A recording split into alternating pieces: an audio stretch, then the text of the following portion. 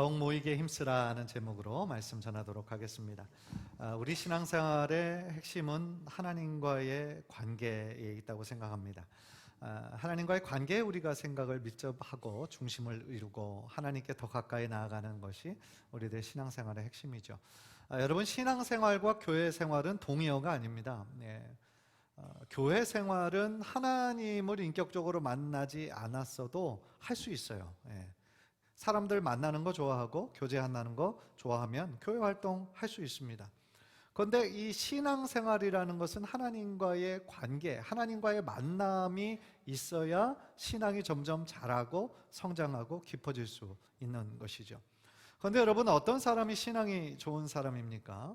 영어로 그 믿음이라는 단어가 두 가지 종류가 있어요. 하나는 우리가 잘 아는 faith라고 하는 그 단어가 있고, 또 하나는 believe에서 나오는 belief라는 단어가 있는데요. 약간의 차이가 있어요, 이 단어가. 이 faith라는 것은 어떤 대상이 있는 믿음을 얘기합니다. 대상에 대한 어떤 신뢰, 믿음, 그런 걸 할 때 faith라는 단어를 쓰고, belief는 꼭 대상이 아니더라도 어떤 사물에 대한 확신, 신념, 그런 것을 뜻할 때 belief라는 단어를 쓰거든요. 그렇다면 우리가 믿는 이 믿음은 어떤 단어를 써야 맞는 걸까요? faith라는 단어를 써야 맞는 거죠. 왜 그렇습니까? 믿음의 대상이신 하나님을 우리가 사랑하고 하나님 뜻대로 순종하는 것이 바로 신앙이기 때문에 그렇다라는 거죠. 따라서 우리가 신앙을 논할 때 우리들의 믿음의 대상, 우리의 기도의 대상, 우리의 예배의 대상이 되시는 하나님을 우리가 빼먹고는 이 신앙생활은 이루어질 수 없다라는 거죠. 그러니까 이 신앙이라는 것이 단순히 성경 지식을 많이 알고 있다거나, 혹은 종교적인 전통으로 내가 20년, 30년간 교회를 다니고 2대, 3대째 다녔다고 할지라도 그거보다 더 중요한 거는 지금 살아계시고 역사하시군 그런 하나님과의 실제적인 만남이 우리들에게 있을 때 그 사람의 신앙생활이 있는 것이죠. 따라서 신앙이 좋은 사람은 어렵지 않아요. 하나님과 관계가 좋은 사람이에요. 하나님과 친한 사람이에요.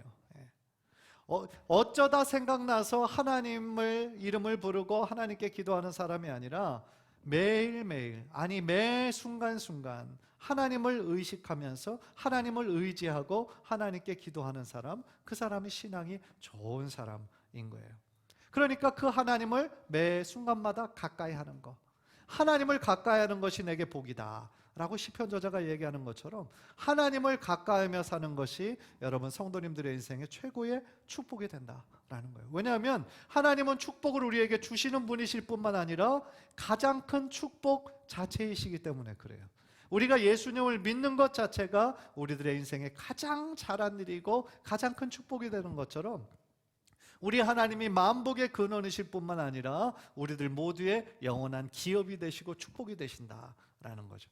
그래서 우리가 좋아하는 찬송가 내 주를 가까이, 그 후렴을 보면 내 평생 소원이 늘 찬송하면서, 그 다음 뭐예요?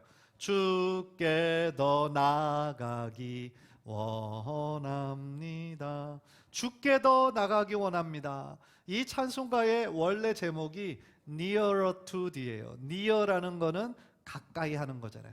그래서 nearer라는 거는 더 가까이, 누구에게? to thee, 하나님께 더 가까이 나가기를 원합니다. 내 평생 소원이 바로 하나님 찬송하면서 매 순간 하나님께 가까이 하기를 원합니다. 그 저자의 고백에 담겨있는 찬양이 이 내 주를 가까이라는 찬양이죠. 그것이 우리들의 신앙의 목적이 되어야 된다라는 거죠. 그렇다면 우리가 어떻게 하나님께 더 가까이 나아갈 수가 있을까요? 오늘 본문이 우리들에게 그것을 잘 알려주고 있어요. 먼저요, 히브리서 10장이 위치한 것들을 보면 사실은 궁극적으로 우리가 하나님 앞에 나아갈 수 있는 놀라운 은혜의 새로운 길을 열어주신 것은 바로 예수님이시고, 예수님이 십자가에서 흘리신 그 보혈의 피로 말미암아 우리가 하나님 앞에 직접 나아가는 새로운 길이 열린 것이죠. 히브리서 10장 20절 보세요. 히브리서 10장 20절 다 같이 읽겠습니다. 시작. 우리를 위하여 휘장 가운데로 열어놓으신 새로운 살 길이요, 휘장은 곧 그의 육체니라. 그의 육체 할 때 그는 누굴까요? 예수님을 의미하는 거예요. 예수님이 십자가에서 다 이루었다 말씀하실 때 그 성전 안에 있던 그 휘장, 그 휘장이 어디에 사이에 있던 휘장이었냐면 성소와 지성소 사이에 있던 휘장이었어요. 그런데 그 휘장이 위에서부터 아래로 쭉 찢어졌죠. 지성소 안으로 들어갈 수 있는 사람은 누구였어요? 구약시대에 대제사장 한 사람뿐이었어요. 그것도 1년에 한 번 대속죄일, 많은 이스라엘 백성들의 죄의 문제를 해결함을 받기 위해서 하나님의 거룩한 임재 가운데로 나가는 거예요. 그러니까 대제사장도 한 사람의 연약한 인간이기 때문에 두렵고 떨림이 있었을 거예요. 왜냐하면 자신에게 조금이라도 죄가 있는 모습으로 하나님 앞에 나아갈 때 죽음을 당할 수밖에 없었어요. 그러니까 그런 거룩한 부담감과 사명감을 안고 정말 자신의 목숨을 걸고 하나님 앞에 나아갔던 것이죠.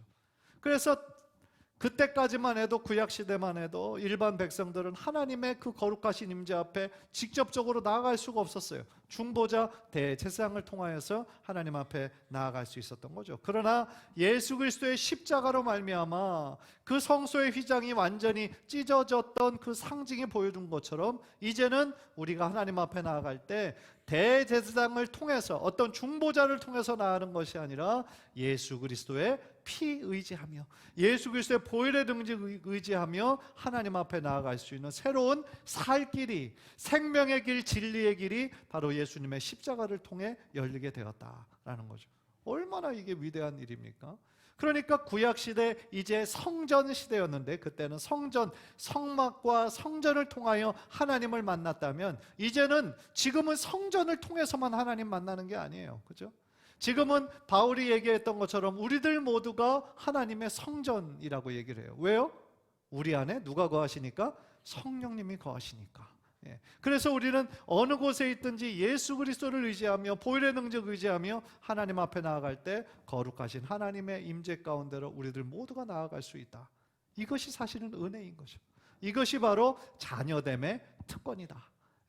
이 자리에 있는 모든 분들, 우리가 하나님을 아버지라고 부를 수 있는 영적인 자녀의 특권을 누리시는 우리 성도님들 되시기를 주님의 이름으로 간절히 축복합니다. 그런 특권이 우리들에게 있는 거예요. 다른 사람들, 세상 사람들에게는 그런 특권이 없어요. 그런데 우리는 이 세상 만물을 창조하신 그 창조주 하나님을 아버지라고 부르며 나아갈 수 있어요. 꼭 주일날만 하나님 만나는 게 아니라 우리가 어느 곳에 있든지 어느 시간이든지 하나님을 사모하는 마음으로 주님을 찾을 때 하나님께서 여러분들을 만나주시고 여러분들을 크신 사랑으로, 은혜로 베풀어 주실 줄 믿습니다. 그래요. 그것은 예수님의 보혈의 능력 의지하며 나아가는 거예요. 그런데 이 오늘 히브리서 본문은 하나님께 더 가까이 나아가기 위해 우리가 이 실제 우리의 삶 가운데 필요한 것이 무엇인가 말씀해 주고 있어요. 한 3가지 정도로 좀 나누어서 말씀을 나누고 싶어요. 첫 번째로는요, 히브리서 저자는 뭐라고 얘기하냐면 주의 약속의 말씀을 굳게 잡으라는 거예요. 따라해 봅시다. 주의 약속의 말씀을 굳게 잡으라. 23절 보세요. 23절. 또 약속하신 이는 믿부시니 우리가 믿는 도리의 소망을 움직이지 말며 굳게 잡고 그랬어요.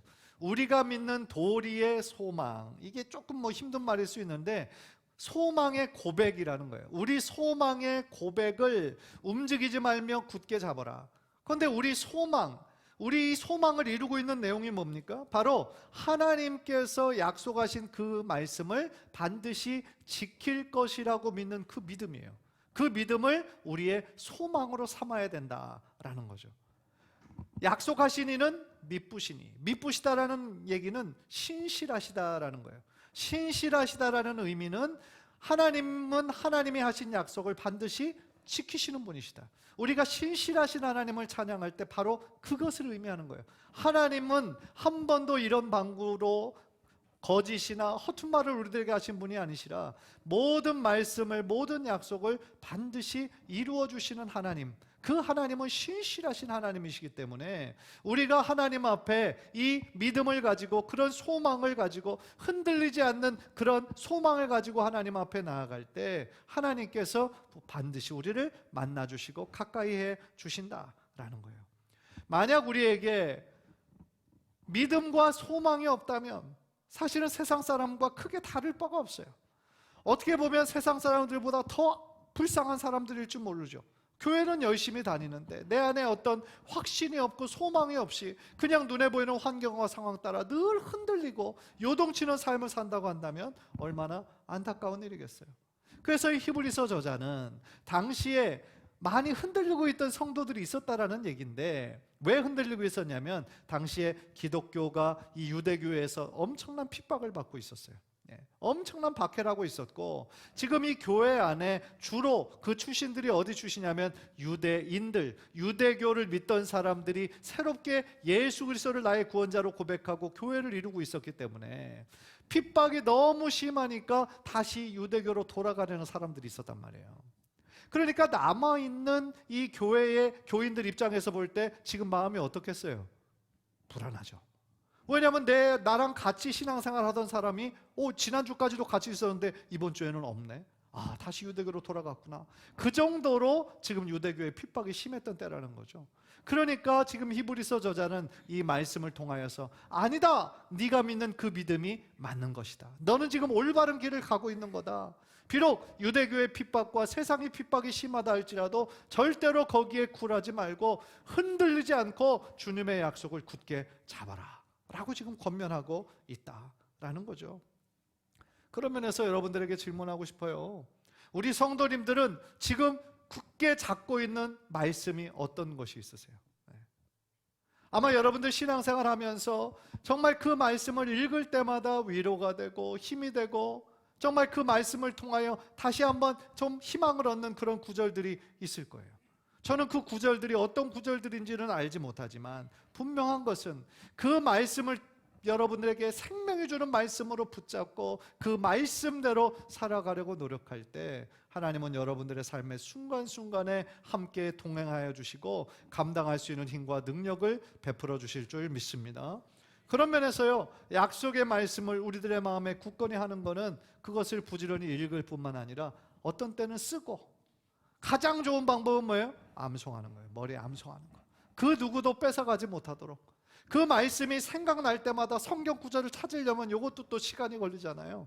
여러분들의 머리에 그것을 암송하면 정말 그 하나님의 말씀이 절실히 필요한 그때, 혹은 여러분들이 간절한 마음으로 기도하고 있을 때 그 말씀이 여러분들의 삶에 떠오르게 하셔서 다시 한번 약속의 말씀을 붙잡게 되는 힘이 되고 능력이 될 줄 믿습니다.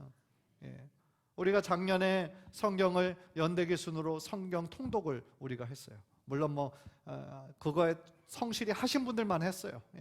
이제 다시 내년도에 성경 통독을 또 전체 교인, 이번에는 우리 자녀들도 같이 좀 성경 통독을 한번 해보려고 그래요. 우리가 하나님을 믿는 사람들이라면 이 성경은 하나님과 관계없는 책이 아니라 하나님의 말씀인 거거든요. 우리가 하나님의 뜻대로 살아가기 위해서 순종하며 사는 것이 크리스찬의 삶이라고 한다면 하나님의 뜻이 무엇인지도 모르는데 어떻게 우리가 신앙생활을 잘할 수가 있겠어요? 따라서 우리가 1년에 한 번 내가 성경을 한 번 읽겠다라는 것이 여러분들의 거룩한 습관이 되시기를 주님의 이름으로 축복합니다. 물론 1년에 한 번 성경을 읽는 거 여러분들 해보신 분은 아시죠? 이게 쉬워요, 어려워요? 쉽지 않아요. 쉽지 않아요. 그러나 반대로 그렇게 어려운 일도 아니에요. 하루에 3장, 4장만 읽으면 1년에 한 번을 읽는데 3장, 4장 읽는데 얼마나 걸리는 줄 아세요? 보통 15분이면 다 읽어요. 15분이면. 하루에 15분만 투자하면 돼요. 아무리 바쁘고 분주하다고 할지라도 하루에 15분 낼 수 있는 사람, 낼 수 없다라고 한다면 저는 그거 핑계라고 봐요. 마음이 없는 거예요. 의지가 없는 거예요. 아무리 바빠도, 스케줄이 바빠도 15분을 낼 수 없다? 그런 사람은 없다라고 봐요. 하루에 한 번, 또 더구나 하루에 1시간씩 성경을 읽으면 3달에 한 번 통독할 수 있어요. 1년에 4번을 통독할 수 있어요. 하루에 1시간씩만 읽어도. 저는 우리 성도님들 중에 몇 사람은 지금 1년에 3독 이상 하시는 분들을 알고 있어요. 한 분은 어떤 전도사님도 계시고 또 권사님도 계시고 또 어떤 분은 젊은 집사님이신데도 열심히 읽는 분이 계세요. 참 대단한 일이고 감사한 일이죠. 우리 안에 이 신앙이 잘 자라지 않고 왜 믿음이 자꾸 이렇게 흔들리고 자꾸 요동칠까 생각해 보면 하나님의 말씀인 성경을 우리가 잘 모르기 때문이고 또한 이 성경에 대한 확신이 부족하기 때문이 아닌가라는 생각이 들어요. 간절히 바라기는 이제 우리 앞으로의 인생 가운데 하나님께서 말씀하신, 하나님이 약속하신 이 생명의 말씀을 더욱더 붙잡고 그 말씀하신 그 약속하신 분은 미쁘신 분이시기 때문에 반드시 이루어 주시고 성취해 주실 것을 믿는 믿음으로 말씀 붙잡고 더욱더 하나님께 가까이 나아가는 우리 성도님들 모두 되시기를 주님의 이름으로 간절히 축복합니다. 두 번째로 히브리서자는요, 서로 돌아보라라고 말씀하고 있어요. 24절을 보니까 서로 돌아보아 사랑과 선행을 격려하며 그랬어요. 저는 이 말씀 가운데 사랑과 선행을 격려하는 거 중요한 일인데, 서로 돌아보라 라는 말이 은혜가 돼요. 우리가 사는 사회는 점점 더 개인주의화되어 있잖아요. 그렇죠? 아파트에 사는데 옆에 누가 사는지, 앞집 밑에가 누가 사는지 우리가 잘 모르잖아요. 그런데 교회마저 우리가 점점 더 이 개인주의화되면 되겠습니까? 성도들이 많은 교회에서는 사실은 누가 누군지 잘 모르죠. 그래서 밖에서 우연히 만나서 얘기하는데, 교회 다니세요? 어느 교회세요? 어느 교회 다녀? 나도 그 교회 다니는데. 그런 일들이 종종 일어나요. 그러니까 큰 교회에서는 이게 예배 드리는 이게 부가 달라지면 만날 수 있는 기회가 없으니까 못 만나는 거죠. 그런데 우리 교회는 그렇게 큰 교회도 아닌데 잘 모르는 분들이 서로 계시는 거죠. 결국 서로에 대한 관심이 별로 없어서 그래요. 관심이. 그렇다면 그것은 이 교회를 향한 하나님의 뜻을 우리가 잘 이해하지 못하는 거예요. 사실은 교회의 크기와 상관없이 우리가 반드시 꼭 참여해야 하는 것이 이 소그룹이에요. 소그룹. 우리 교회로 치면 이 목장이에요. 목장. 왜냐하면 우리는 혼자서 신앙생활을 할 수 없기 때문에 그래요. 여러분, 교회는 무엇입니까? 예수 그리스도의 뭐다? 몸이다. 예수 그리스도를 머리로 하고 우리는 예수 그리스도의 지체인 거예요. 몸을 이루는 지체인 거예요. 눈도 있고 귀도 있고 입도 있고 우리 안에 심장도 있고 간도 있고 모든 기관, 손도 있고 발도 있고, 주님의 몸을 이루는 기관이라는 것은 그거는 결국 다 뭐예요? 주님 안에서 다 서로 연결되어 있을 뿐 아니라 주님 안에서 한 형제요 한 자매다 이 말인 거예요. 따라서 우리는 서로 남이 아니라 일주일에 한 번 보니까 한두 번 보니까 남이 아니라 주님 안에서 한 형제요 한 자매요 한 가족을 이루고 있다라는 뜻이에요. 그런데 예를 들어 우리 가족인데 지금 한 사람이 아파요. 힘든 일을 당하고 있어요.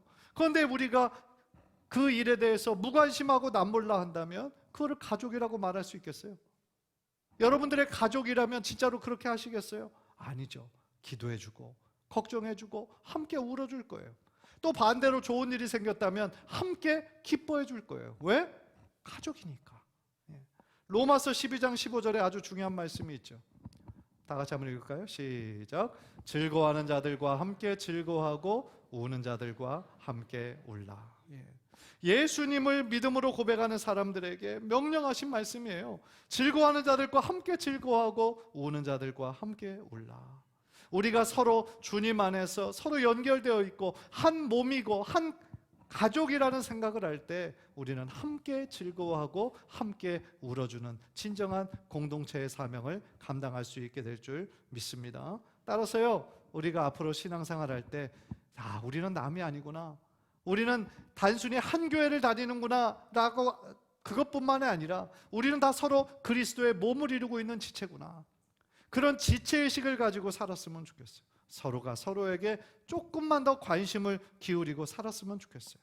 그래서 우리가 그들의 기도 제목이 무엇인지, 또 그들의 기도 제목을 우리가 알았다면 그것을 위해 진심으로 기도하는 삶을 살 때 우리 교회가 하나님께서 기뻐하시는 교회가 될 줄 믿습니다.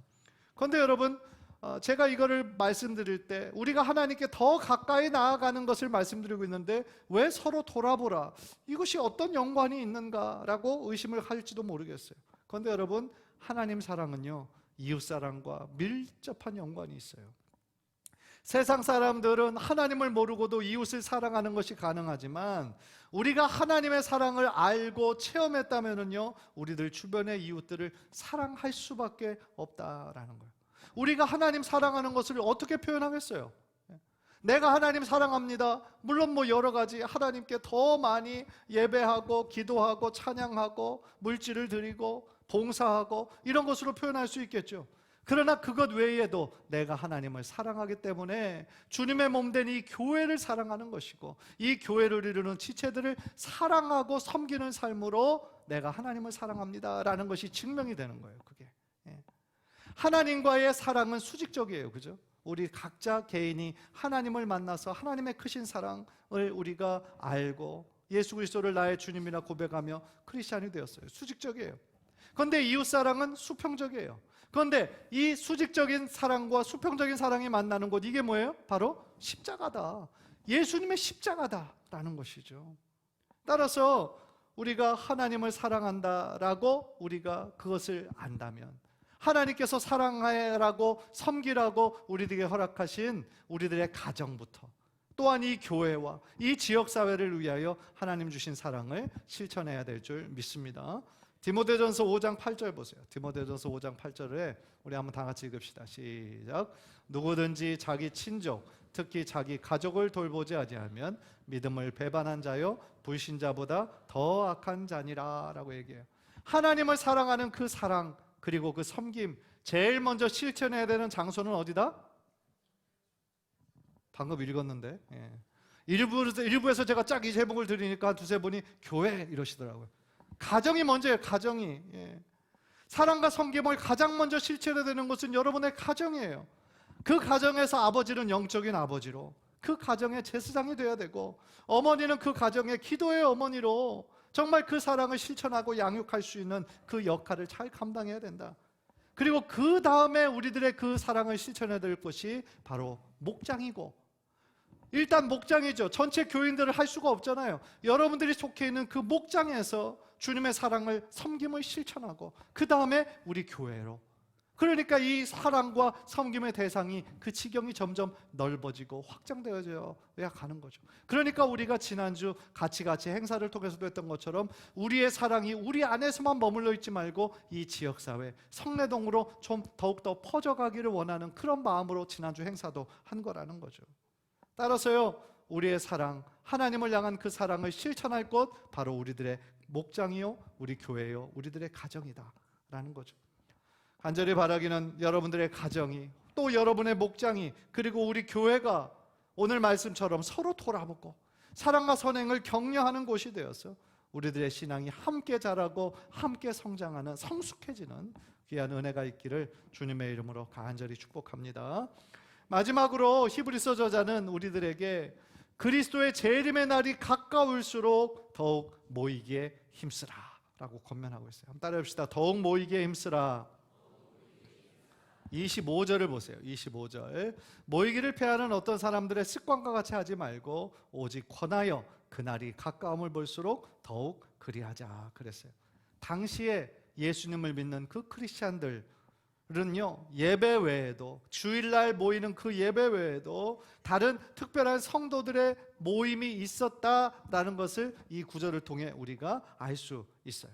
그래서 이런 경우에 어떤 영적인 목적을 위하여 모이는 그런 모임들을 자꾸 패하는 것은 다시 유대인의 관습으로 돌아갈 수 있는 거예요. 크리스찬의 정체성을 잃어버리는 거예요. 그러니까 그런 영적인 모임들을 패하지 말아라. 그런 영적인 모임을 통해 서로 위로하고 격려하고 기도하는 그 모임을 반드시 가져라 라는 히브리서 저자의 권면인 거예요. 그런데 마찬가지로 오늘날에도 옛날 그 시대처럼 모이기를 싫어하는 마음, 혹은 귀찮아하는 마음이 있다면 그 마음에는 사실은 영적인 일에 대한 무관심이 있는 거예요. 영적인 게으름이 있는 거예요. 그것은 영적으로 경고사인이에요. 경고사인. 물론 우리가 가진 재물에는, 제가 빌립보서 강의할 때도 말씀드렸던 것처럼 자족하는 것, 하나님이 주신 것으로 만족하고 하나님 한 분만으로 인해 감사하는 삶, 그런 삶이 우리들의 신앙생활에 도움이 돼요. 그러나 하나님과의 관계에 있어서 내가 이 정도면 됐다, 내가 성경 지식도 이 정도면 됐다, 할 만큼 했다 라고 그렇게만 안주하는 것은, 그거는 하나님이 기뻐하시는 일이 아니다라는 거예요. 사도 바울과 같은 사람들이요, 자신의 영적인 생활만큼은 그 자리에 안주하지 않았어요. 얼마나 대단한 사람입니까? 신약 성경에 13권을 쓴 사람이고 당시에 박사였어요. 그러나 그는 그 자리에 안주하지 않고 하나님의 은혜를 더 사모하고 더 가까이 나아가는 일에 힘썼던 사람이 바로 사도 바울이었다. 하나님의 은혜에 늘 목말라 했다라는 거예요. 목말라 했다. 우리에게 갈증이 있다는 거, 우리가 목마르잖아요. 수분을 충분히 섭취하지 않으면. 그거는 우리가 살아있다는 증거예요. 우리가 막 하루 종일 물을 안 마셨는데 전혀 목마르지 않다. 그러면 병든 거예요. 뭔가 지금 몸에 이상이 있는 거예요. 마찬가지입니다. 우리가 크리스찬이라고 하면서도 우리들의 영혼에 목마름이 없다면, 하나님의 은혜에 대한 사모함이 우리들에게 더 이상 없다면 우리들의 영혼은 지금 병들어 있는 거예요. 심각한 상태에 있다라는 거예요. 따라서 하나님을 향한 그런 영적인 목마름, 하나님의 더 큰 은혜에 대한 사모하는 마음이 여러분의 삶 속에 끊임없이 내가 하나님을 더 사랑하기 원하고 하나님의 은혜와 축복을 더 많이 받기를 원하는 그런 영적인 갈망함이 여러분의 삶 가운데 흘러 넘치시게 되기를 주님의 이름으로 간절히 축복합니다. 혼자서 기도하는 것도 귀한 일이에요. 그리고 혼자서 기도할 때도 하나님 들으세요. 응답하세요. 그러나 함께 모여 예수의 이름으로 간절한 마음으로 한 마음으로 기도할 때 하나님 그 자리에 반드시 역사해 주세요. 왜냐하면 예수님 그렇게 역사하시겠다라고 약속해 주셨잖아요. 두세 사람이 내 이름으로 모인 곳에 내가 함께 하겠다 약속해 주셨잖아요. 저는 그런 생각을 해봐요. 오순절 예수님께서 보혜사 성령을 보내시겠다 약속하셨고 마가의 다락방에 모인 120명의 성도들이 그 자리에 불처럼 바람처럼 임하는 성령을 경험을 했어요. 정말 한 마음으로 간절한 마음으로 몇 시간을 했는지 모르겠지만 하나님께 부르짖었을 때 그들에게 성령이 임했고 그들 모두 성령 충만한 능력과 변화를 그 자리에 받았잖아요. 그런데 만약에 한번 생각해 보는 거예요. 그들이 그 모임을 모이는 것을 만약에 귀찮아하고 그냥 오늘날 우리가 그냥 흔히 생각하는 것처럼 우리 지금 다 바쁘잖아요. 지금 각자 살아가기 다 바쁘니까 장소도 멀고 그러니까 우리 그냥 각자 알아서 기도합시다. 각자 알아서 기도하자고 했다면 과연 마가 다락방에 임했던 성령의 역사가 임했을까요? 저는 그러기 힘들었을 거라고 봐요. 그들도 왜 할 일이 없었겠어요? 왜 바쁘지 않았겠어요? 그러나 주님이 하신 그 약속으로 인해서 이 예루살렘을 떠나지 말고 기도하라 그러셨잖아요, 예수님이. 그러니까 떠나지 않고 한 마음으로 간절한 마음으로 기도했을 때 그 자리에 약속하신 성령이 임할 수 있었다라는 것이죠. 따라서요, 우리가 더욱더 모이기에 힘써야 하는 이유, 하나님께 예배하기 위함이고 기도하기 위함이고 또 한 가지는 우리가 교제하기 위함이에요. 우리 성도들이 영적으로 교제하기 위함인 거예요. 성도의 교제는요, 시간 나는 사람들이, 심심한 사람들이 모여가지고 농담하고 그런 게 아니에요. 우리는 이 성도의 교제 시간을 통하여서 하나님의 내 삶 가운데 어떻게 일하시는지, 어떻게 말씀하시는지 그 하나님의 사랑을 나누는 시간이에요. 그래서 서로의 간증을 통하여서 도전받는 거죠. 야, 저 사람의 삶 가운데 이런 일들이 있었구나. 하나님께서 이렇게 응답해 주시는구나. 그것에 도전받고 신앙생활에 다시 한번 큰 힘을 낼 수 있다라는 거죠. 철이 철을 날카롭게 한다고 그랬어요. 철이 철을 날카롭게 한다고 그랬고 그 친구의 얼굴이 그 사람을 빛나게 한다라고 그랬는데 우리가 성도들이 모여서 성령 안에서의 교제를 나누는 것이 서로에게 유익이 되고 또 서로의 신앙을 더욱더 하나님께로 나아가게 하는 귀한 모임이 될 수 있다라는 거죠. 제가 지난주 중에 한 분을 보니까 새벽 예배 나오기 힘드신 분인데 새벽 예배를 막 열심으로 나오시는 거예요. 그래서 전화를 걸었어요. 그래서 어떻게 새벽 예배 나오시게 됐느냐 그랬더니 지난주에 어떤 그런 작은 모임을 통해서 한 장로님의 간증을 들었는데 그 간증을 통해서 막 내가 너무 마음이 이렇게 뜨거워지고 내가 기도하는 거에 너무 게을렀구나. 더 열심으로 내가 기도해야 되는데 그 생각이 들었다는 거예요. 그래가지고 그 젊은 우리 집사님이 새벽을 깨우며 새벽을 기도하기 시작하시더라고요. 그러니까 그것을 이야기를 듣고 너무 감사하더라고요. 그 간증을 해주신 분이 감사하고 또 그것을 자신에게 주는 하나님의 말씀으로 받아들인 그 집사님의 마음과 또 참 귀하고 결국은 하나님 우리가 왜 성령 안에서 이 목장 모임을 통하여 왜 서로 성령 안에서 교제하는 데 힘써야 되냐면 바로 이런 것들 때문이죠. 서로가 서로에게 유익이 되고 도전이 되고 내 안에만 있는 하나님이 아니라 다른 형제 자매들 안에 있는 하나님의 그 역사하심, 하나님의 형상을 우리가 발견할 수 있기 때문이다 라는 것이죠. 무엇보다도 참 이 세상 살아가는 거 힘들잖아요. 그렇죠? 우리가 아무리 노력해도 안 되는 것들도 많고 나도 위로가 필요할 때도 많고 공감받기 원하고 다들 그러시잖아요. 똑같잖아요. 이 힘든 세상 나 혼자 신앙생활 한다고 그러면 얼마나 힘들어요. 얼마나 외로워요. 그런데 나의 고민에 들어주고 공감해주고 나를 위해 친실하게 기도해주는 사람들이 정말 있다면, 그 사람들이 한 사람이라도 있다면 그 모임은 너무나 귀한 모임이 된다라는 것이죠. 야고보서 4장 8절은 이렇게 말씀합니다. 야고보서 4장 8절 우리 다 함께 읽읍시다. 시작. 하나님을 가까이 하라. 그리하면 너희를 가까이 하시리라. 아멘. 하나님께서 우리를 가까이 해주신대요. 우리가 어떻게 할 때? 하나님을 가까이 할 때. 우리가 하나님을 매 순간마다 매일매일 하나님께 더 가까이 나아가려고 하나님의 말씀을 붙잡고 하나님께 간절한 마음으로 기도하고 주님과 함께 동행하는 삶을 살 때 하나님께서 여러분들 한 사람 한 사람을 기억하시고 주목하시고 하나님께서 가까이 하시는 형통한 인생, 축복의 인생으로 변화되는 우리 성도님들 모두 되시기를 주님의 이름으로 간절히 축복합니다. 기도하겠습니다.